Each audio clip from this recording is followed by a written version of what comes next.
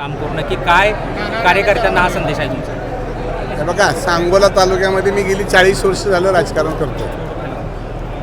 मी आता सध्या कुठल्याही पक्षामध्ये नाही. दीपक आबा साळुंखे पाटील परिवार असंच आम्ही काल सांगोला नगरपालिकेची निवडणूक लढवली. मी, विद्यमान आमदार बाबासाहेब आणि भारतीय जनता पक्ष अशी आम्ही तिघांनी मिळून निवडणूक लढवली. आता उद्या जिल्हा परिषदेच्या निवडणुका आहेत. त्या संदर्भामध्ये कार्यकर्त्यांचं मत जाणून घ्यायच्या संदर्भामध्ये एक छोटीशी बैठक बोलवली होती. पण या बैठकीचं रूपांतरच मोठ्या मेळाव्यामध्ये झालं आणि कार्यकर्ते एवढ्या मोठ्या संख्येनं उपस्थित राहिले हे मी सांगण्यापेक्षा आपण सगळ्या मंडळींनी बघितलेलं आहे. येणाऱ्या जिल्हा परिषद पंचायत समितीच्या निवडणुकीमध्ये मी, शेतकरी कामगार पक्षाचे बाबासाहेब देशमुख आणि जिल्ह्याचे पालकमंत्री सन्माननीय जयाभाऊ गोरे असे आम्ही तिघं बसून या निवडणुका आम्ही लढवणार आहोत.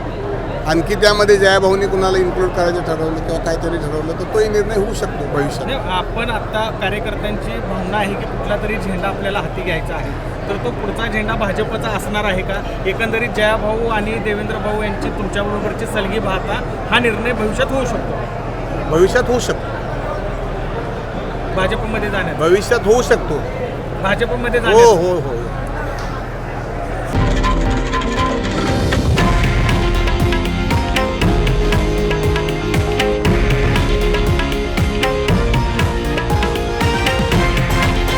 हे आहे देशातील नंबर 1 न्यूज नेटवर्क आणि आपण पाहत आहात TV9 मराठी, एकमेव.